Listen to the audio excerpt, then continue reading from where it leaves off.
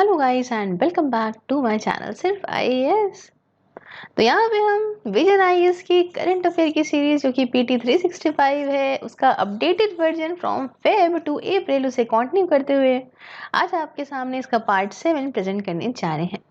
तो मैं प्रसन्ना वर्मा आपसे रिक्वेस्ट करती हूँ कि चैनल को जरूर सब्सक्राइब कर लीजिए, बेल आइकन को प्रेस करिए ताकि आपको रेगुलर अपडेट्स मिलती रहे।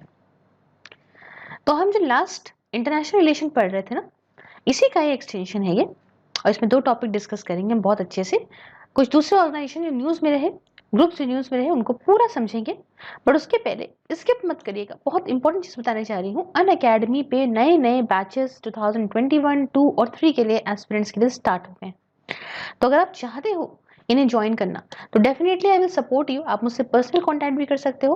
मेरा कोड है सिर्फ आईएएस विदाउट स्पेस, आप देख सकते हैं। इससे आपको 10% डिस्काउंट मिलेंगे। पूरी बात समझिएगा। If you are planning 2022 batch के लिए तो देखिए, आप प्रॉपर शेड्यूलिंग है, आपको कुछ नहीं करना है, सिर्फ और सिर्फ इन्हें फॉलो करना है। इंडिया के टॉप एजुकेटर्स पढ़ा रहे हैं और कहीं 2023 बैच के लिए आप ऑप्ट कर रहे हो तो 2 सालों के लिए तो आप देखिए कितना कुछ आपको ऑलरेडी दे दिया गया है। बिलीव मी गाइस, आपको बिल्कुल रिग्रेट नहीं होगा। और लैंग्वेज बायलिंगुअल हिंदी, सबके टीचर्स कौन होंगे, कब से कैसे पढ़ाएंगे, सब कुछ फिलहाल रिसेंट वाला 22 सितंबर से स्टार्ट हो रहा है। इंडिया के टॉप टीचर्स देखिए ऑप्शनल ले रहे हैं, कब कौन सी लैंग्वेज में किस डेट से, everything is already told. And raise hand का ऑप्शन मिल रहा है। ये आपको ऑफलाइन में थोड़ी ना इतना अच्छा मिल सकता है कि लाइव क्लास में एडुकेटर्स से क्लियर कर सकते हैं डाउट। और मुझे पर्सनली जो बहुत अच्छा लगा ये है लाइव मेंटरिंग प्लेटफॉर्म। आप 1-to-1 बात करिए, आराम से आंसर राइटिंग करिए, डेली इवेल्युएट करिए टेस्ट सीरीज को, मतलब अपने डाउट्स क्लियर करिए।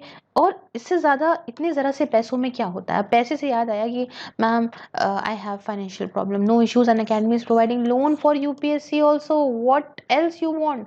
0% इंटरेस्ट, मतलब अगर आपने 1 साल के लिए लिया तो 0% इंटरेस्ट। लिंक सबका डिस्क्रिप्शन बॉक्स में है, बस आपको कोड सिर्फ आईएएस यूज करना है 10% डिस्काउंट के लिए। और बुक्स भी मिल रही हैं 10,000 रुपये की कॉस्ट की, ये भी फ्री है सब्सक्रिप्शन के साथ अगर आप 1 साल या ऊपर से लेते हो। अन अकेडमी स्कॉलरशिप भी दे रहा है, वो भी आप चेकआउट कर सकते हैं बाय यूजिंग माई कोड सिर्फ IAS. Now coming back to the topic, other organization या फिर जो ग्रुप्स जो कि न्यूज में रहे। तो सबसे पहला है साउथ एशिया सब रीजनल इकोनॉमिक कोऑपरेशन। ये क्या है, शॉर्ट फॉर्म में बोलेंगे इसको सासिक। तो रिसेंटली क्या हुआ कि फाइनेंस मिनिस्टर ने इनवाइट करा एशियन डेवलपमेंट बैंक को कि आप सेटअप करिए सासिक को, सासिक का जो सेक्रेटेरिएट है उसको इंडिया के अंदर। बहुत बढ़िया बात। अब ये सासिक को कब फॉर्म किया गया था? ये फॉर्म हुआ था 2001 में, जिसके अंदर 7 कंट्रीज आती हैं। 7 से 7 याद रख लेगा। इसमें आती है इंडिया, बांग्लादेश, भूटान, मालदीव्स, नेपाल, श्रीलंका और म्यांमार। एम ये है इकोनॉमिक ग्रोथ को बढ़ाना। कैसे? क्रॉस बॉर्डर कनेक्टिविटी को बिल्ड करके अच्छी तरीके से, एनर्जी का कोऑपरेशन करके बढ़िया से, रीजनल प्रॉस्पेरिटी को और बढ़ा के, और एक अच्छी क्वालिटी ऑफ लाइफ को उन लोगों के लिए जो सब रीजन में रहते हैं। सासिक कंट्रीज इनका एक कॉमन विजन होता है कि हमको यहाँ पे इंट्रा रीजनल आपस में ट्रेड को बढ़ाना है, कोऑपरेशन को बढ़ाना है साउथ एशिया के अंदर, और उसके साथ कनेक्टिविटी को भी बढ़ाना है, ट्रेड को भी बढ़ाना है साउथ ईस्ट एशिया के अंदर थ्रू म्यांमार होते हुए to the public republic of China, people's republic of China और ग्लोबल मार्केट तक। अब एशियन डेवलपमेंट बैंक जो है ये सेक्रेटेरिएट के तौर पे सर्व करता है टू दी सासिक प्रोग्राम। समझे? नेक्स्ट टॉपिक है जो छोटा सा, वो है seeds, small island developing states.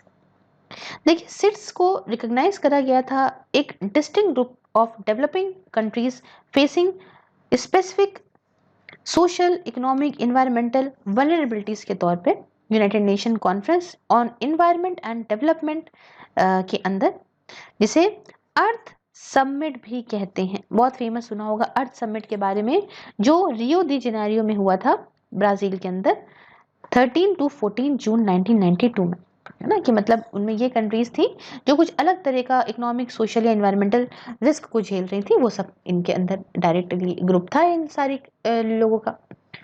अब देखिए, ये जो रिकॉग्निशन हुआ ये स्पेसिफिकली कॉन्टेक्स्ट एजेंडा 21 के तहत हुआ था, और 3 3 जियोग्राफिकल रीजन्स को आइडेंटिफाई किया गया था लोकेशन के लिए सीड्स की।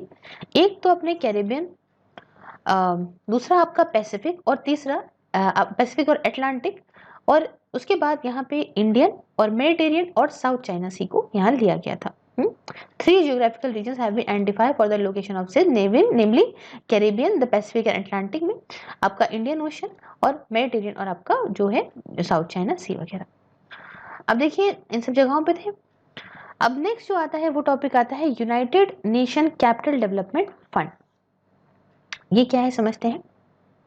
देखिए इंडियन ओरिजिन जो अपनी प्रीति सिन्हा जी हैं, इनको एग्जीक्यूटिव सेक्रेटरी बनाया गया है यूएनसीडीएफ का। यूएनसीडीएफ क्या करता है?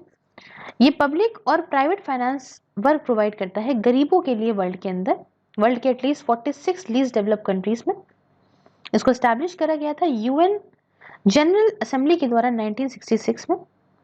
और इसका ये काम है कि भैया डेवलपिंग कंट्रीज को असिस्टेंस देना डेवलपमेंट में, ना कि कैसे वो इकोनॉमीज को अपनी डेवलप कर सकती हैं, अपनी जो पास जो एग्जिस्टिंग सोर्सेज हैं उनको और कैसे बढ़ा सकती हैं, है ना, कैपिटल असिस्टेंस के by means of grants and loans देके। अब इस मैंडेट को मॉडिफाई करा गया 1973 में to serve first and the foremost but not exclusively the LDC, है ना, कि सबसे पहले तो जो है लीस्ट डेवलप कंट्रीज को सर्व किया जाएगा, बट सिर्फ और सिर्फ लीस्ट डेवलप कंट्रीज को किया जाएगा, ये बात तो नहीं थी। तो ये हमने बात करी UNCDF के बारे में। नेक्स्ट बात करते हैं Stockholm International Peace Research Institute के बारे में।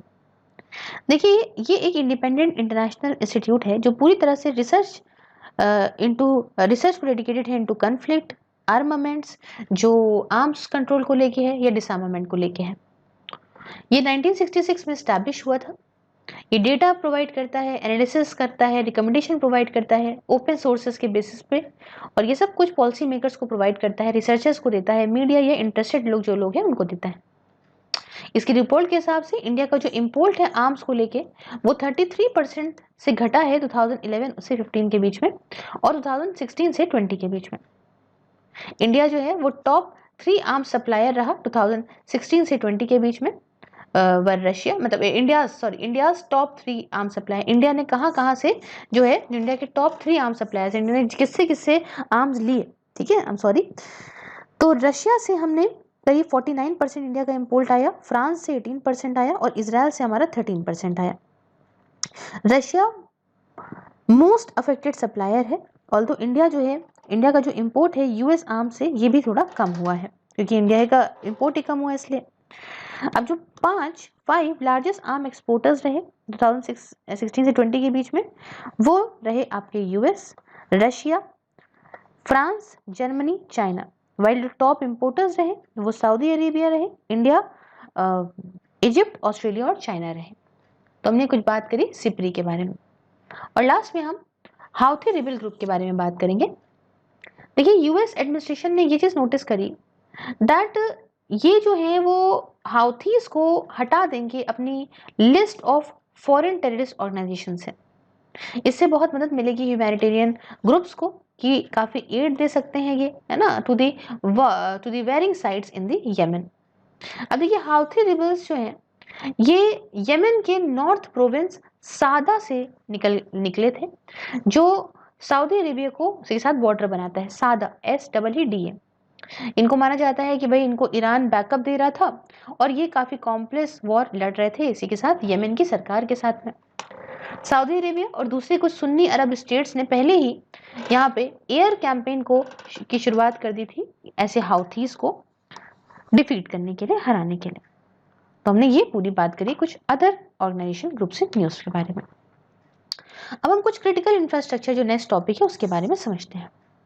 फिलहाल न्यूज में क्यों रहा, देखिए रिसेंटली क्या हुआ कि मिनिस्ट्री ऑफ पावर ने क्लेम करा कि जो state sponsored Chinese hacker group है इन्होंने इनके अलग अलग तरह के इंडियन पावर सेंटर्स को अपना टारगेट बनाया है। आइए क्यों न्यूज के इंटरेस्टिंग लगी ना, आइए न्यूज के बारे में कुछ और बात जानते हैं। देखिए मिनिस्ट्री ऑफ पावर ने इस बात को क्लेम करा कि नो डेटा ब्रीच या डेटा लॉस नहीं देखने को मिला है। हाँ, अटेम्प्ट जरूर करा गया इन सारे ग्रुप्स के द्वारा और ताकि भाई इंडियन गवर्नमेंट को कि डराएं, उनकी साइबर एजेंसीज को डराएं, है ना, कि भाई अब ये तो एक तरीके से डर हो गया है ना, कि वार्निंग मिल गई है कि ऐसा फिर से किया जा सकता है। National critical information infrastructure protection centre जो है, इसने भी वार्निंग दी है इस थ्रेट को लेके फ्रॉम अ मालवेयर जिसका नाम रखा शैडो पैड। ये याद रखिएगा, ठीक है, क्या नाम रखा है? Shadow pad. इस मैलवेयर के थ्रू यहाँ पे अटेम्प्ट किया गया है डेटा को चुराने का। साथ में एक रीसेंट रिपोर्ट न्यूयॉर्क टाइम्स में निकली, उसने भी क्लेम करा कि रेड एको एक हैकर ग्रुप है ना, ये चाइनीज गवर्नमेंट के द्वारा एफिलिएटेड है। इसने इंडिया के क्रिटिकल पावर ग्रिड को टारगेट किया है शैडो पैड मैलवेयर के थ्रू। जो शैडो पैड मैलवेयर है ना, एक तरह का मैलिशियस सॉफ्टवेयर होता है, इसलिए बनाया गया ताकि हम हार्म कर सकें, एक्सप्लॉइट कर सकें प्रोग्राम को, डिवाइस को, सर्विस नेटवर्क को। तो ये क्रिटिकल इंफ्रास्ट्रक्चर के बारे में कुछ बातें हम जान लेते हैं। देखिए, क्रिटिकल इंफ्रास्ट्रक्चर ये एक फिजिकल और साइबर सिस्टम्स हैं, असेट्स हैं, जो इतने इंपॉर्टेंट हैं किसी भी देश के लिए, है ना, कि भाई उनका डिस्ट्रक्शन अगर हो जाता है तो ये बहुत बड़ा इम्पैक्ट डाल देंगे किसी भी देश की नेशनल सिक्योरिटी के ऊपर, इकोनॉमिक और सोशल वेलफेयर के ऊपर भी स्टेट के। Chemicals, dams, emergency services, power and energy, banking and financial services, government facilities, health care, information technology, transportation, nuclear reactors etcetera, इन सब को ये क्रिटिकल इंफ्रास्ट्रक्चर टेक्नोलॉजी का क्रिटिकल इंफ्रास्ट्रक्चर का हमारे अपने देश के माना जाता है, पार्ट माना जाता है। अब बात आती है थ्रेट्स टू सीआई। क्या क्या थ्रेट्स हैं इसको? नेचुरल देखें तो अर्थक्वेक, सुनामी, वॉल्केनिक इरप्शन हो जाए, कोई वेदर कंडीशन खराब हो जाए, हरिकेन, फ्लड, ड्राउट, फायर आ जाए। फॉर एग्जांपल 2014 में जो बाढ़ आई थी कश्मीर में, इससे बहुत सारे स्टेट ओन्ड और प्राइवेट टेलीकम्युनिकेशन नेटवर्क बर्बाद हो गए थे। तो ये तो नेचुरल तरीका हो गया इनके बर्बाद होने का। फिर ह्यूमन कॉज्ड है, जैसे टेररिज्म हो जाए, दंगा हो जाए, प्रोडक्ट भाई बॉम्बिंग हो जाए, फाइनेंशियल कोई क्राइम हो जाए।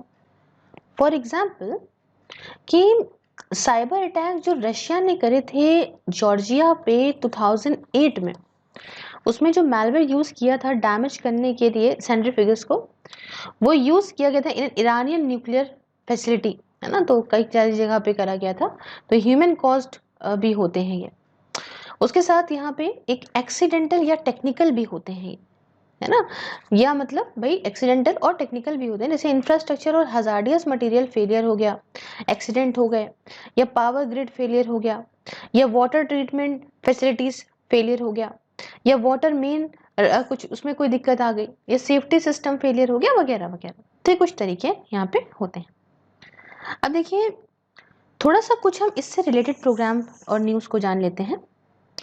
तो नाम है साइबर वॉलंटियर प्रोग्राम का, CVP। Ministry of home affair ने इन्फॉर्म किया कि जो CVP है ये साइबर हाइजीन प्रमोशन में पूरा जो है रोल आउट कर रहा है to bring together citizens to contribute to the fight against cyber crime. हमारे देश के अंदर ना सारे देश से सारे नागरिक एक साथ आएंगे और यहाँ पे साइबर क्राइम के खिलाफ लड़ने के लिए ये सक्षम है। दूसरा, स्टेट को या यूनियन टेरिटरी को जो लॉ इन्फोर्समेंट एजेंसीज हैं उनको यहाँ पे असिस्ट करा जाएगा ताकि वो साइबर क्राइम को यहाँ पे कर्ब कर सकें, रोक सकें। साइबर वॉलंटियर प्रोग्राम जो है इसके ये इन्विसाज है by the Indian cyber crime coordination centre के साथ।